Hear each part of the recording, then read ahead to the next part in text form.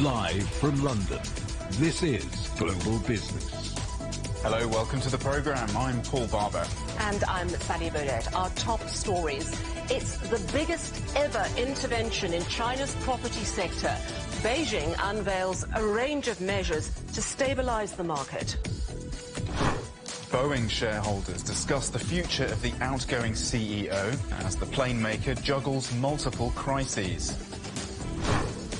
Russia's President Vladimir Putin visits Harbin in northeast China and hails growing trade between the two countries. Tesla gets the go-ahead to expand its German gigafactory despite months of protests by climate activists. And cutting down the catch, how new technology in Scotland could make fishing more sustainable.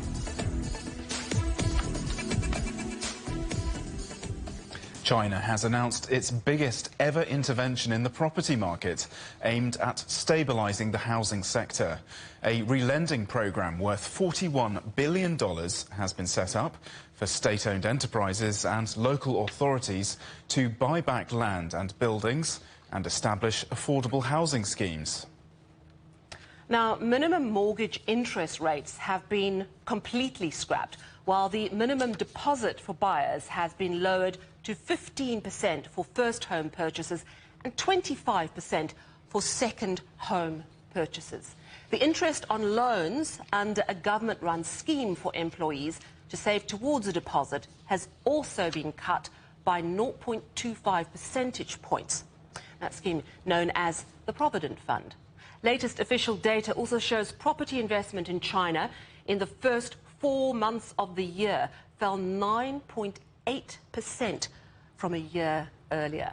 The latest measures come after several major Chinese cities, including Beijing, have already eased purchase restrictions. The gradual implementation of support measures, including policy initiatives and funding, will mean that the investment and construction in areas of national strategic importance will be accelerated. These efforts will contribute to the continued recovery and improvement of the economy. All right, Shaolin Chen is head of international at Crane Shares, joining us now. Thank you so much for your time. I wonder if you could start with a bit of context. How has China got to this position that it essentially needs to shore up what's going on in the property sector? I think after nearly 12 to 18 months of Chinese policymaker very consistent, persistent to introduce policies to help on the demand side, markets still feel it's not enough. So here you go today, the Central Bank of China is showing the market the bazooka money coming. This policy clearly shows the market that when they say they want to help with the market, they mean it. Now is the action time. With the policy, particularly interesting is now they reduce the down payment for first-time home buying, second-time home buying. I think it's very concrete policy that's literally going to inject a lot of confidence for investors now thinking this market will and is going to stabilizing from here. Let's talk about this plan from the People's Bank of China unveiling this. It's multi-billion-dollar, close on $40 billion US. It's a fund. It's going to be made available to local government to buy up some of this property that hasn't sort of materialized as it should. How is that going to work? And do you think that's going to go a significant way to solving the property crisis? In certain ways, it will, because at some point, most of the state-owned enterprise wants to buy certain housing properties for their senior executives or even some executives that are working in different locations to facilitate them an accommodation. It's not a culture easily understood in the Western world, but some of the corporates in China do have housing themselves to facilitate as such to ease, from one location to another relocation of their staffs. So this is actually needed in one way. Second, the local government, if they step in to start help, I think it's more direct for them to know where the issue is and more targeted to help on the certain areas and their own cities.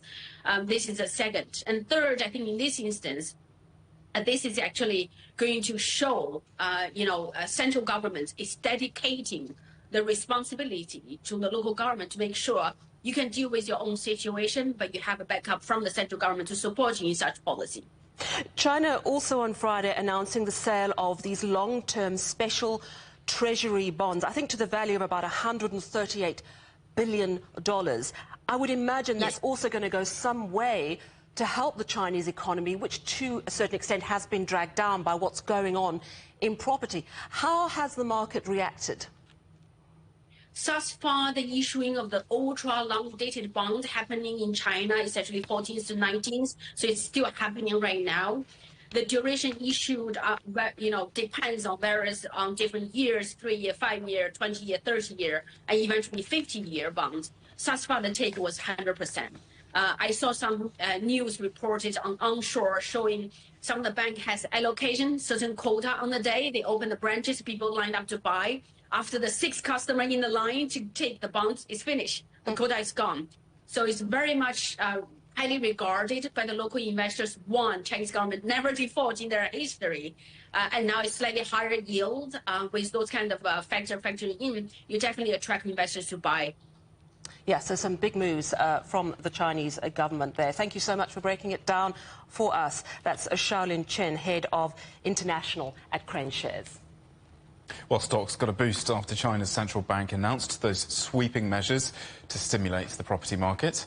Financial and markets correspondent Timothy Pope has more from Shanghai. Today there was a huge announcement about the property market, and the sales of those ultra long-term special bonds got started. Now those bonds are going to total 1 trillion yuan, and the Chinese Finance Ministry has made them a pillar of China's plan to finance the government's shift to its new quality productive forces and high-end manufacturing. The big news, though, was that China is upping support for the housing market, relaxing mortgage and down payment rules, even allowing local governments to buy some unsold homes. There will also be more of a focus on getting unfinished apartments completed and delivered to their owners. And on the data front, we saw factory output rising strongly while retail spending lags. Now that indicates consumer sentiment is taking time to revive, and the economic recovery might be diverging a little. The Shanghai Composite Index was up about 1% today, with all of that to look at. Real estate and construction were by far the best performing sectors.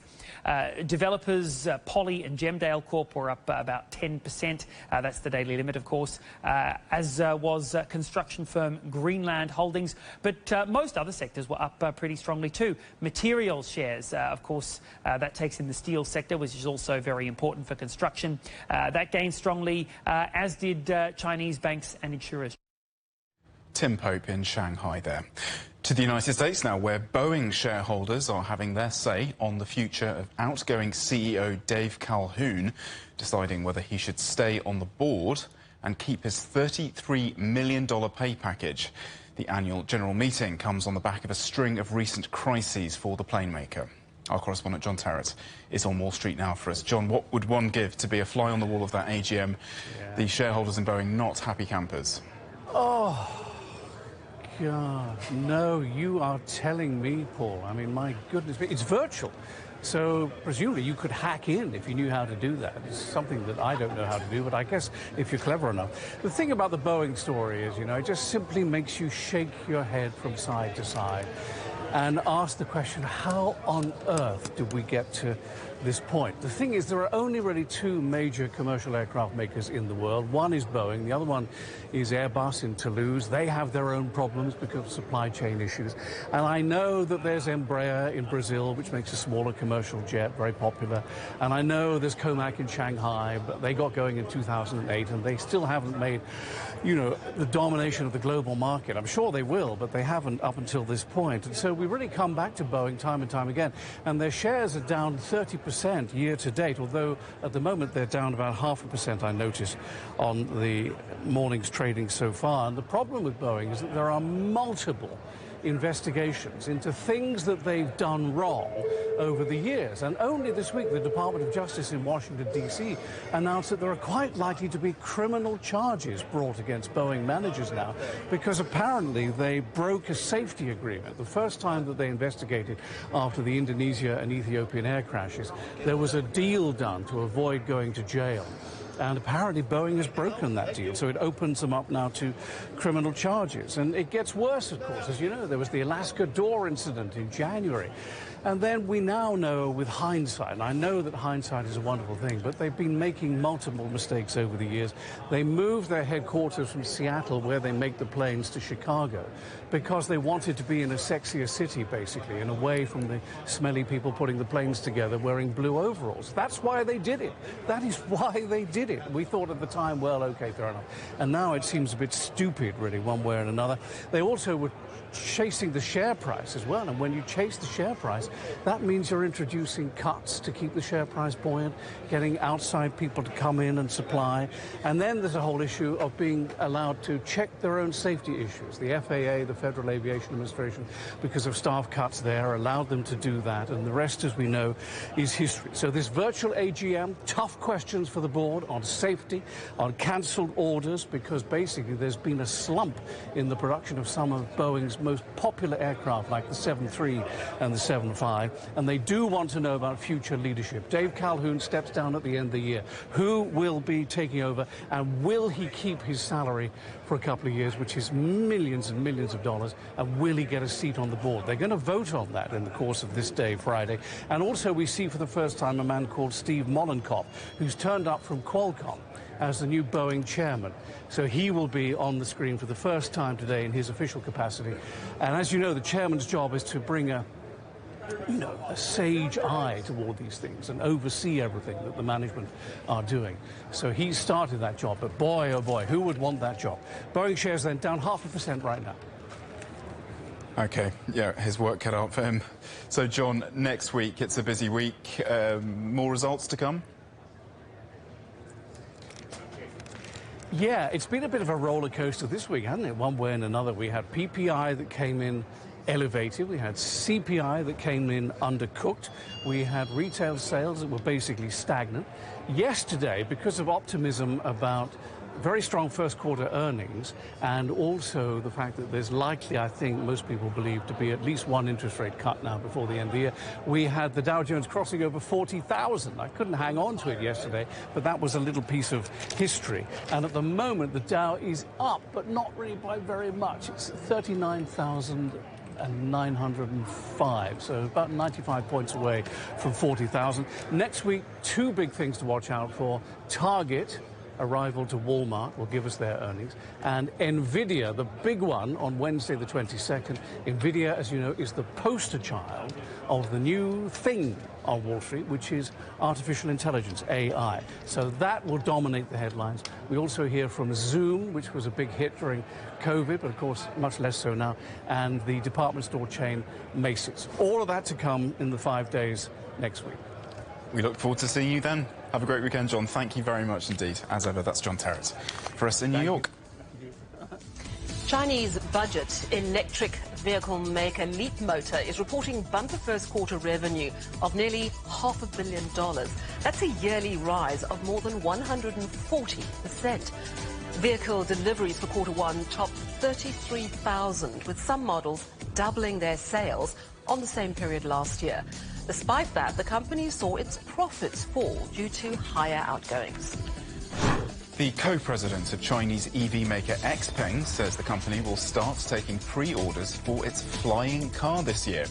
Its affiliate brand, XPeng Aero HT, is aiming to deliver the vehicle by 2026.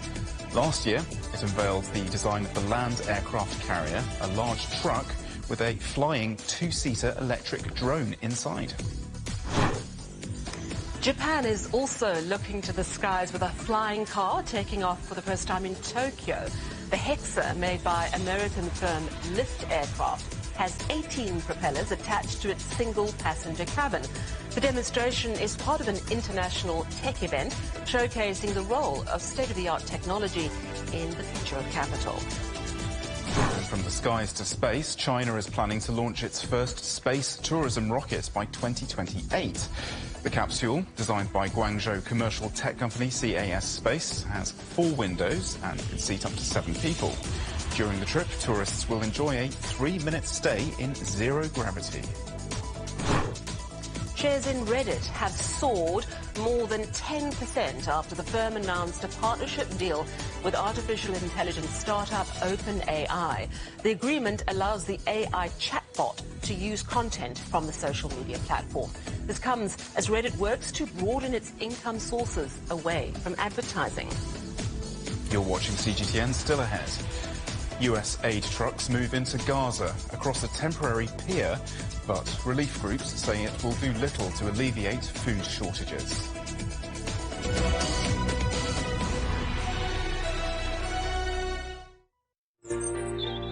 Ever wondered what's the difference between a bear and a bull market? Where are the cash cows? And who are the lame ducks? And what exactly are black swans? Grey rhinos? And unicorn companies? Make sense of it all with Global Business, only on CGTN. I think it should be more global cooperation. I would like to hear more the voice of the developing countries. Globalization has lifted more than 1 billion people out of poverty. The green transition has to happen. It's a necessity. Well, China and the United States are important powers in the world. What unites us is much more than what divides us. And I believe China is committed to this agenda.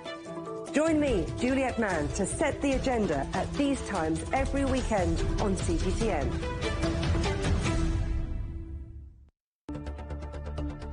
Events have consequences. Words create impact. One more offensive in a long line of battles that's been ongoing for... Just got to be careful here with some gunshots. Excuse us. The world today matters for your world tomorrow. The number of casualties is growing quickly. Why, this is one of the hardest hit towns in the region. The world today, every day on CGTN.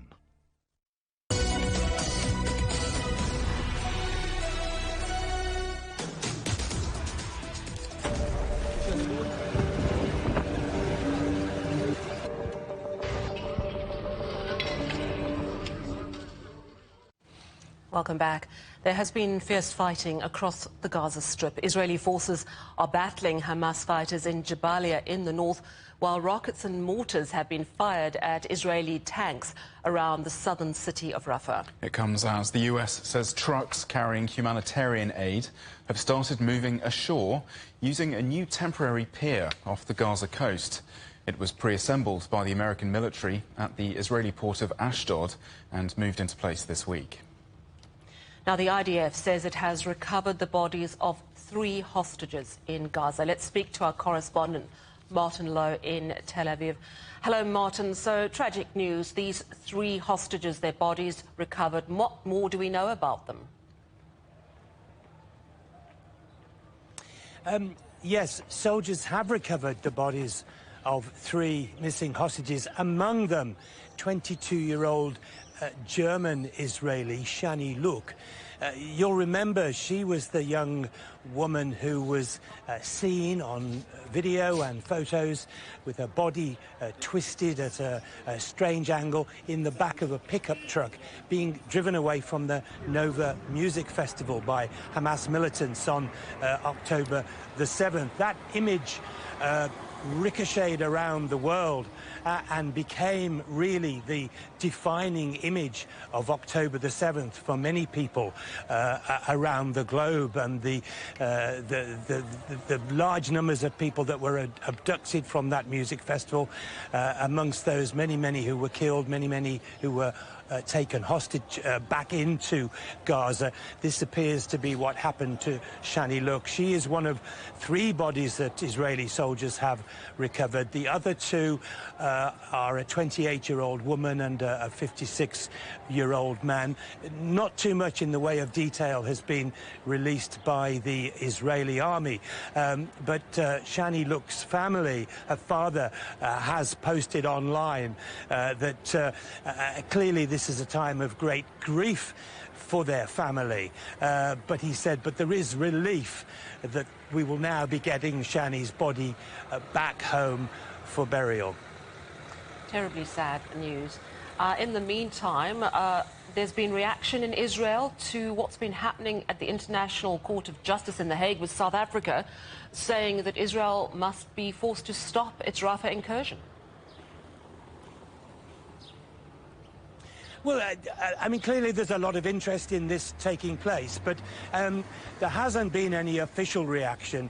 Israel very much takes the view that it's going to get on with what it wants to do, and there are various voices around the world who are criticizing Israel or asking them to stop or asking them to slow down. Obviously, here within the country itself, there are the families of people associated with the hostages and politicians who also take the view that striking a deal would be a very, very important way forward to try to bring home whatever hostages remain alive. But I have to say to you that when I talk to people, as I do every day here in Israel, the common view is that they had no choice, that they believe the war is justified, and they want it to go ahead. People say things to me like, Israel withdrew from Gaza and left it to the Palestinians to administer themselves.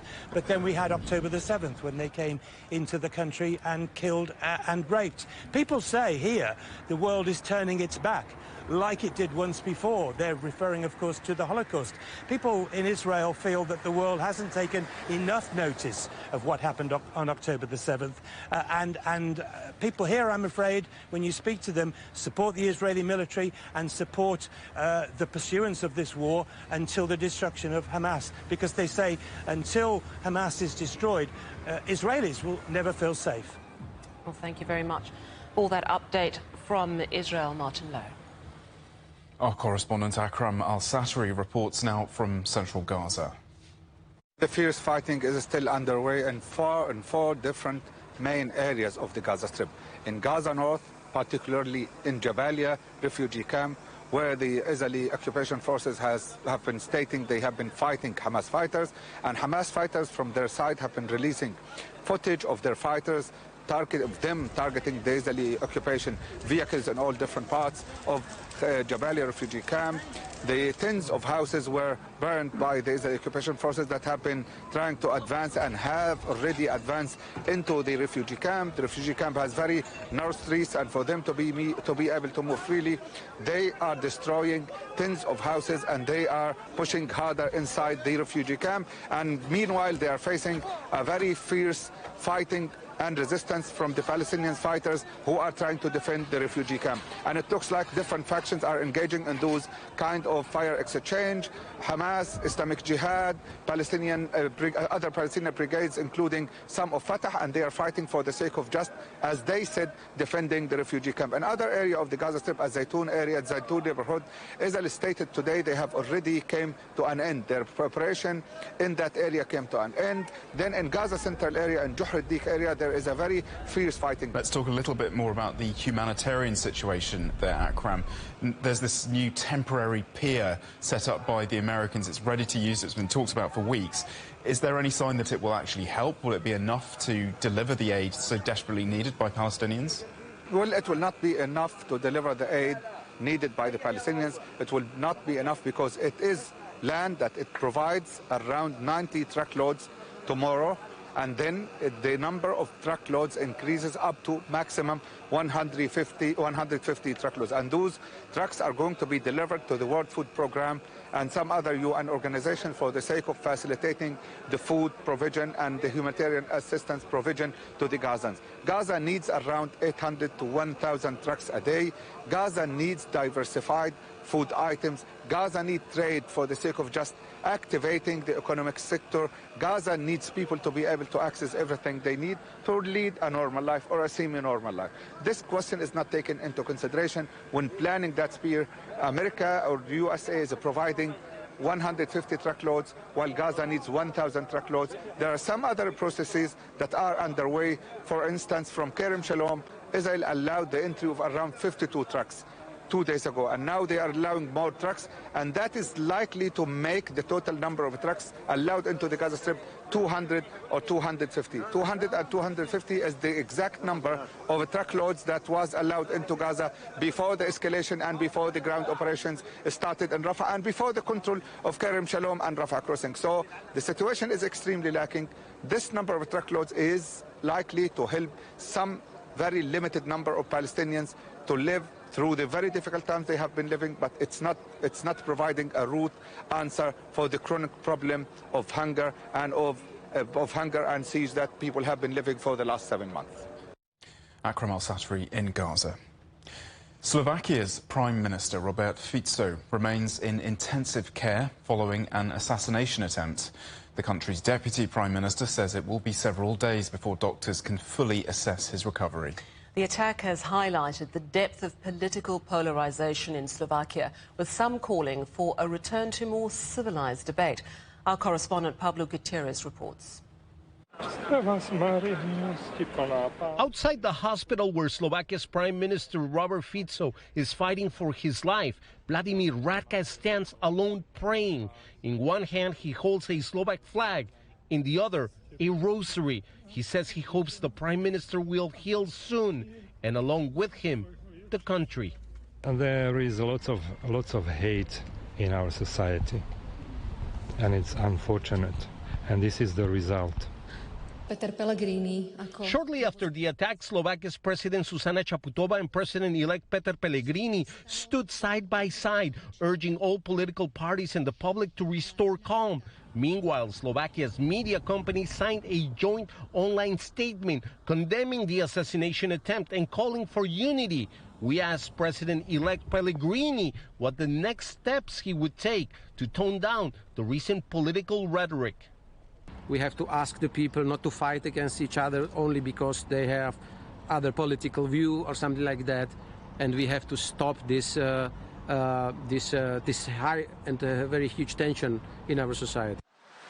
Slovakia's political debates have turned toxic over the last few years, according to analysts. Both conservative and liberal factions have been locked in an all-out war of words that further intensified after the start of the Ukraine conflict. I'm really proud of our politicians that all of them condemned the situation and all of them spoke to people that we need to calm down the situation. President-elect Pellegrini has called all political parties to suspend their European Parliament campaign elections, set to take place in 3 weeks. At least one party, Progressive Slovakia, said it has ended its campaign.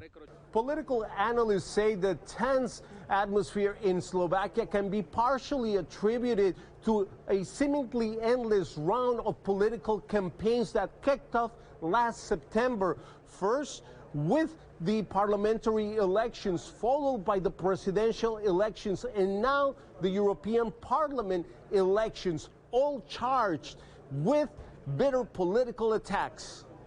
Analysts say the time for reconciliation is now. Can easily see that NGOs are afraid. Media are somehow threatened. We changed our judicial system just a couple of weeks ago. So this is also the outcome of the polarization.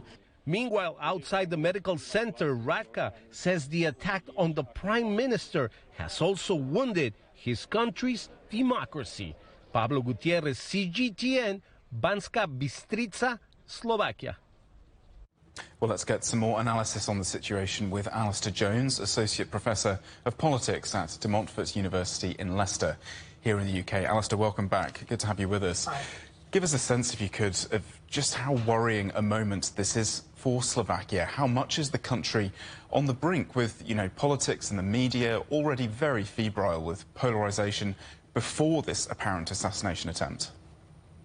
Yeah, I think what you can see in Slovakian politics going back a number of years, as your reporter pointed out, is that the country is polarized. So at the last parliamentary elections, Robert Fico's party, the Direction Party, they won about 23–24% of the vote. They were the largest party. They formed a coalition in government. but the parliament itself is polarised, and what you also see is some of the policies being introduced by Fico's government, such as restricting journalists, restricting LGBTQ+ rights, looking at abolishing the national public broadcaster. This has caused a lot of upset among the public, suggesting that he's trying to centralise power to himself and to his party. On top of this, Fico has been more sympathetic to the Russian position, so to Vladimir Putin. And the opposition party, the Progressive Slovakia party, they are much more Western looking. So the two are at quite extremes in this respect, and there's no centre ground, no compromise position. And this has forced a lot of people who don't like Fico's government and what he's doing. They've been out on the streets protesting. Now, this has not received much coverage in Western Europe, but it's been quite significant. The numbers of people that have come out and the intensity of the dislike of the policies that Fico's government is putting forward. And it appears that this assassination attempt is a lone wolf's one, but it's one that's actually shocked the whole public. So the Progressive Slovakia are no longer campaigning for the European parliamentary elections, and an attempt just to calm things down. And that's what appears to be happening at the moment. I think it's shock that such an attack has taken place in Slovakia, and if you like, both sides are stepping back and taking a deep breath. Absolutely. Of course, the country must still be in shock. And as you say, the probability was that it was a lone wolf attack, not politically organised. But it is early to say, but what do you see playing out in the short term and the medium term if Robert Fico does make a full recovery, or if the worst happens and he doesn't? If he doesn't make a recovery, I can see those that are remaining in power replace him. There will be some sort of clamping down to protect politicians, to protect themselves, a fear that things could get worse. In some cases, with some of the populist policies, there could be, this is purely speculation, a doubling down on what's already going on. Having said all of that, I think if that was to happen, it would actually make the situation even worse. So it is more likely Fico is going to recover, and that he will therefore come back and take his place. Probably we'll see him back in public view, at least after the European parliamentary elections, maybe slightly earlier. And as to how he is going to react to all of this and his close advisors, you know, it's far too early to speculate what he might or might not do. Yeah, and huge ramifications for the rest of Europe, as you said, as those elections come upon us. Thank you very much, Alistair. Alistair Jones from the University of De Montfort in Leicester. Thank you. At least 4 people have been killed and millions of homes are without power after severe storms hit the U.S. state of Texas. In Houston, schools have closed and residents have been advised to stay at home. Many roads are impassable due to fallen trees and debris. Tornado warnings have also been issued along the Gulf Coast, with signs that the extreme weather could be spreading to Louisiana and other parts of the southeast. Hundreds of French police reinforcements are arriving in New Caledonia as part of a major operation to regain control of the capital after days of deadly rioting. At least 5 people, including 2 police officers, have been killed in the unrest. It erupted after the French Parliament approved new voting rules for the Pacific Ocean territory. The indigenous Kanak population argue the move will weaken their political influence. Japan's parliament has passed a law that will allow divorced parents to have the option of joint child custody. Under the current law, custody is only granted to one parent, which is almost always the mother. This is the first revision to custody rights in Japan for 80 years and is set to take effect by 2026. You can get the highlights from the week's news in Europe and China direct to your inbox from CGTN's Storyboard email newsletter. Sign up at europe.cgtn.com/newsletter. You're watching CGTN. Still ahead, Russian President Vladimir Putin hails growing trade between Moscow and Beijing as he visits the Chinese city of Harbin.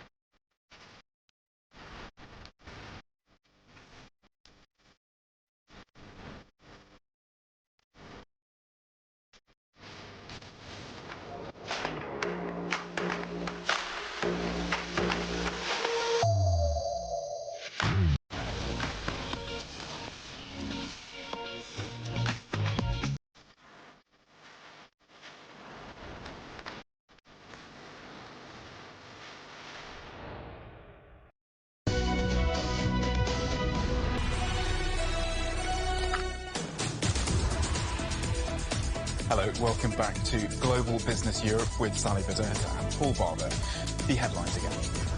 The biggest ever intervention in China's property sector, Beijing unveils a range of measures to stabilise the market. And Boeing shareholders discuss the future of the outgoing CEO as the plane maker juggles multiple crises.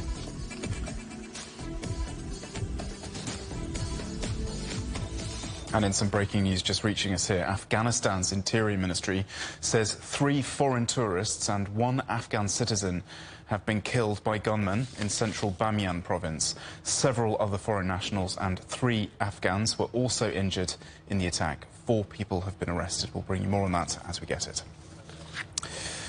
Russian President Vladimir Putin has hailed growing trade between Moscow and Beijing as he attended an expo in the Chinese city of Harbin. It's part of a 2-day state visit to the country, Putin's first overseas trip since being sworn in for a 5th term. Our correspondent Li Jiaxin reports. In Harbin, Russian President Vladimir Putin attended the 8th China-Russia Expo and the Forum on Inter-Regional Cooperation. At the expo, President Putin delivered a keynote speech. Here are some of the bullet points. For example, firstly, President Putin said that Russia is ready to provide incentives and tech base for investors from China. Some of the sectors in automobile, helicopters, civilian helicopters, and jumbo jet, such projects are already underway. President Putin also calls that the U.S.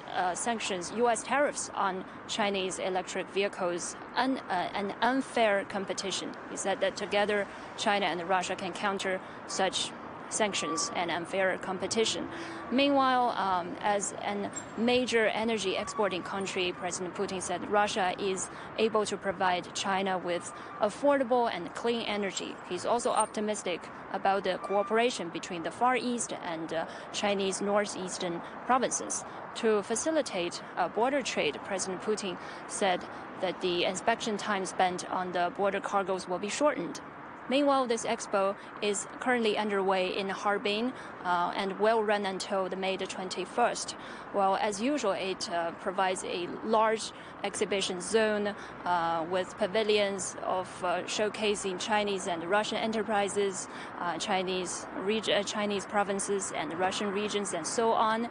After the expo, President Putin visited the Harbin Institute of Technology and met with the Russian and Chinese students and faculty there. Well, Harbin Institute of Technology is a leading technical school in China with over 58,000 students, and this school has an R&D and innovation center and has broad ties with Russian universities. Well, in addition to encourage exchanges between scholars and schools between two countries, President Putin also encourages the students and faculty to keep sports exercising every day and to do it happily. He says that Russia's goal is to have over 70% of its population systematically participate in sports by the year of 2030. Liu Jiaxin speaking a little earlier, and I spoke with Anton Fedyashin, an associate professor in the history department at America University, about the significance of the visit. This is a very serious economic moment, but it's also part of a much broader historical trend. It is another plot point on a graph that is pointing towards de-Westernization. As an historian, for me, what's fascinating about the Sino-Russian relationship is that we are all witnessing through it the end of a period of history, global history, that has stretched for over 500 years. We're going into the post-Columbian period where the West is no longer the single reference point geopolitically and economically for the whole planet, but other actors are stepping up to articulate the rules of the global economic, political, military, and in a sense, even social game. And so what we're seeing in Beijing is part of that process, but it's only part of a larger trend. And where do you think it's heading? Do you think that we're likely to see an increasing polarization in the world? Or do you think it's just a general opening up in terms of geopolitics? It seems to be a general opening up. It seems to be a transition towards a multilateral multipolar international system, which of course will affect everything, not just military conflicts as we're seeing already, but even more importantly, economics. For me, one of the most interesting things watching this from Washington, D.C., is that the United States, unwillingly, to the best of my understanding, seems to be the biggest champion of de-Westernization and de-dollarization, because with every set of sanctions that are leveled against Russia, that are leveled against Chinese products or industries, or that are threatened against other countries. Georgia, for example, has recently been threatened with American sanctions if it actually implements the foreign agent law that has become so controversial there. With every step that the United States and its European partners take, they seem to be communicating to the rest of the world that Western financial systems and the dollar and the euro cannot be fully trusted. And what we're seeing the Chinese and the Russians doing now is creating alternative financial systems. This, by the way, will be much more impactful and much more important than the specifics of trade. Gas, oil, microchips, cars, all of that is part of the global economy. But the de-dollarization of the global economy is going to have profound effects on the United States, on the West, and on the rest of the world. Incidentally, Putin arrived in Beijing with an enormous delegation, and the Russian finance minister and the head of the central bank were with him. And so I think there are very serious conversations about trading in national currencies, which is already a trend that is developing across the planet. So we'll see how this turns out. Russia's car industry has undergone a major transformation over the past 2 years, thanks in part to the popularity of Chinese cars. Our correspondent Dasha Chernyshova has more from Moscow. Yekaterina traded in her European car for a Chinese one a couple of months ago. Servicing her old car became more complicated after Western car brands withdrew from the Russian market. A year ago, many had concerns about Chinese cars. Some bought them and others now have first-hand experience, so many followed the example, because the price of a Chinese car today is stable and more or less competitive when compared to European brands. BMW, for example, is also represented, but the price is very high. After Russia launched its operation in Ukraine, companies from Germany, the US, South Korea and Japan ended their official sales, supplies and services. Some sold off their Russian assets altogether. Their cars and spare parts still come to the country, but they are much more expensive. Chinese car brands have taken their place, with a share of new Chinese cars exceeding 60% in 2023, almost double the year before. In February 2022, China only had 9% of the market share. Experts predict further growth in 2024, as Chinese companies have already exported record volumes of cars to Russia. There are two main reasons. First is that almost all other brands have stopped their supplies to Russia, fearing sanctions. Korean, Japanese, European, American automakers have stopped official supplies. So official supplies come only from China. The second one is that over the last 5 to 7 years, Chinese car manufacturing has significantly improved in quality. The share of dealerships selling Chinese cars in Russia grew from 31 to 65% in 2023.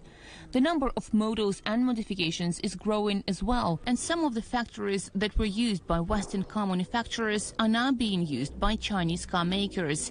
Moscow is also encouraging localization, in the hope it will help revive Russia's own car manufacturing. The Ministry of Industry and Trade and the government stimulates and tries to ensure not just imports but assembly in Russia, and then it hopes to localize.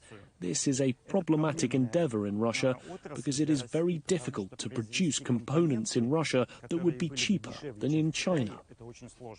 Russian companies are also trying to cooperate with Chinese firms to assemble Chinese cars domestically. Moskvich, a long-established Soviet-era car company, has begun assembling Chinese cars under its own brand. The landscape on Russian roads has changed dramatically. Chinese automakers now play a leading role on the market and also in its recovery. Some analysts say this growing trend reflects the reality of a deepening relationship. Dasha Chernysova, CGTN, Moscow. The co-president of XPeng has hit out at the United States after it ramped up tariffs on Chinese goods, including a 100% border tax on electric vehicles from China. The White House says the move is intended to protect US jobs, but Brian Gu says it will result in higher costs. Firstly, we do not sell in the United States, so there is no direct impact on us. However, I believe that to another extent, considering how important and large the automobile market is in the US, they also really hope to achieve carbon neutrality and a green energy transition. In fact, tariffs like these are actually detrimental to their own climate transition and energy transition. And let's get some more expert opinion on this with Jack Perry, who's chairman of the 48 Group Club, a non-profit organisation that promotes trade between China and the UK. He's also CEO of the London Export Corporation, the LEC. Welcome, Jack. Great to have you with us here. Thank you for having me. Thanks for coming in. Well, just tell us, let's take a step back. What is this all about? What do you think the impact of these tariffs from the US could be on Chinese companies? I think the impact is dangerous, but I think the tariffs are a bit nonsensical. I think the problem with the tariffs are, if you look at the EV sector, not a lot of imports are coming in. So where is the problem? You look at the chips, a lot of it coming in from goods and electrical goods, but not actually semiconductors.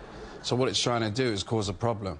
So what is the problem? Well, the problem is there's a geopolitical situation that is an attack on China, and we have to see what is real and what's not real, where the proof is and where the proof isn't. And I think that's what we're seeing right now is they're enticing China to say, we want you to do something about it. And are China going to react? They kind of have to react. But what are they going to do? Because actually, it's not too problematic for them. But what's going to happen now is you're looking at an enticement of problems going forward. Yeah. I mean, China has said very clearly, we will retaliate, which we're going to probably see the sort of tit-for-tat ramping up of tariffs. What's that going to mean for business people on both sides? Well, what you used to see China being very quiet. If something was done against them, they wouldn't react. But now, actually, they do react. Now there is something, you say tit for tat, but the problem is, where are they going to do? What are they going to say? Well, we can say, OK, the problem here is the businesses are going to be affected. And the tariffs are going to be, you look at inflation, it's going to go, all the goods that are going to come into America, it's going to be a lot more expensive. It's going to hurt businesses, and that's the biggest problem here. It's going to hurt businesses. Well, let's talk more about those businesses. You've just been on a trip to China, haven't you, Jack, recently? You've spoken to business owners there. What did they tell you? What kind of sense did you get from them? Yeah, we were there for 4 weeks, went to 6 different provinces, met with over 100 companies, we met with a lot of the government officials. Everyone was saying, we're looking for investment to come in, we're looking for opportunities. The business was saying, we're trying to invest, and we want investment. Everyone was giving me different opinions on what their businesses could do outside of China. I thought, oh my God, I wish a lot more companies could be here to see that.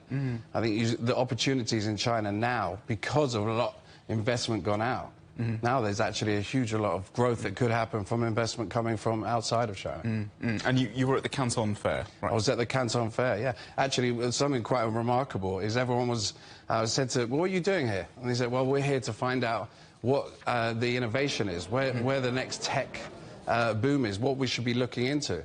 I said, well, what exactly are you looking into? We're here to find out. So actually people are traveling to China to find out innovation and what sectors to invest in. And that's what's interesting. Yeah. And I want to speak to you about the 48 Club. Yeah. Because you are named after your grandfather, who was part of that team of British business people in the 50s who went to China to try and extend a hand of friendship and say, let's get our business links together. Give me that perspective then to now. Right, so I think, actually, ironically, I think in 1953, when they went there, it was the temperature of the weather of politics was really quite hard.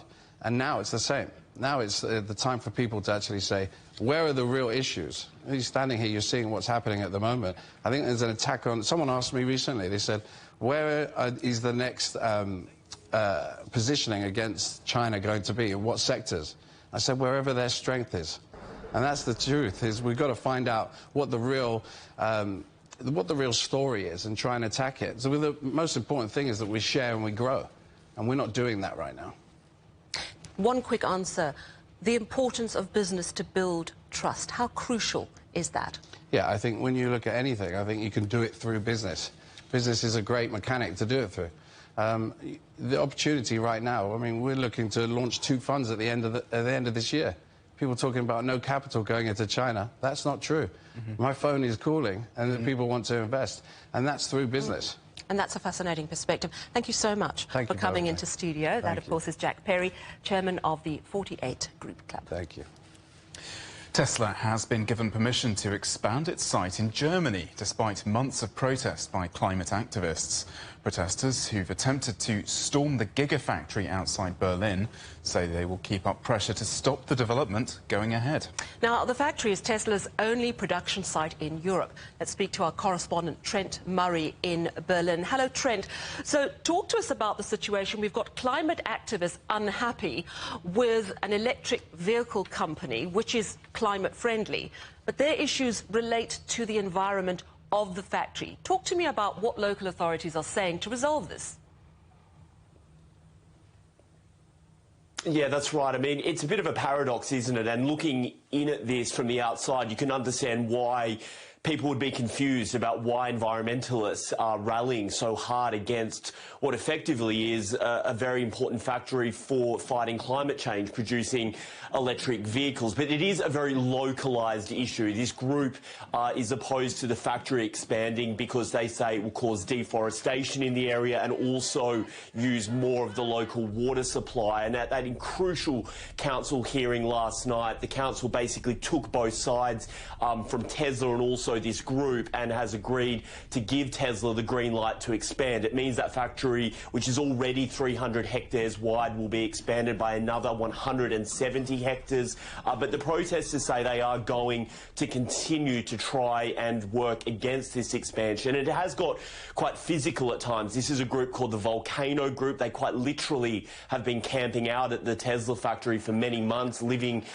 in the trees, if you will, in tree houses and hammocks. They even tried to storm the factory in recent weeks. Over 1,000 police officers involved in an operation there. And we even had, at one point earlier this year, the factory having to shut down because of an arson attack on the factory's power supply. Now, as you might imagine, Elon Musk, never a stranger to a headline, has commented on this group. He's called their opposition dumb. He's even criticised local authorities for not being harsher in trying to prevent them getting into the factory. He has scored a win now, it would appear, by getting the council on side, and now that Tesla factory will aim to try and produce going up from 500,000 cars a year to 1 million a year. That is the goal. All right, so what's likely to happen next at the site? Yeah, well, look, I mean, this is Germany, so let's be clear. This is not the only hurdle they need to get over. There are several other kind of layers of planning bureaucracy that Tesla does need to work its way through, but it says it will continue to do that. Planning laws, environmental courts, they will all be involved, but certainly Elon Musk is betting that this is an important sort of element of his global growth strategy for Tesla, and he is committed. But whilst they are expanding the factory in a physical sense, it is strange because we are also hearing reports that they are trying to reduce headcount right now at Tesla Berlin in the same way they are doing at other factories. In fact, sources at the factory I've spoken to myself say there have been many redundancy offers handed out to staff there. So while they are wanting to expand, it seems they are also trying to save money on headcount. So we'll have to continue to monitor it, of course. But certainly today, in this long-running fight between Elon Musk and this local environmental group, he has scored a win. All right, thank you so much, Trent Murray, with that update from Berlin.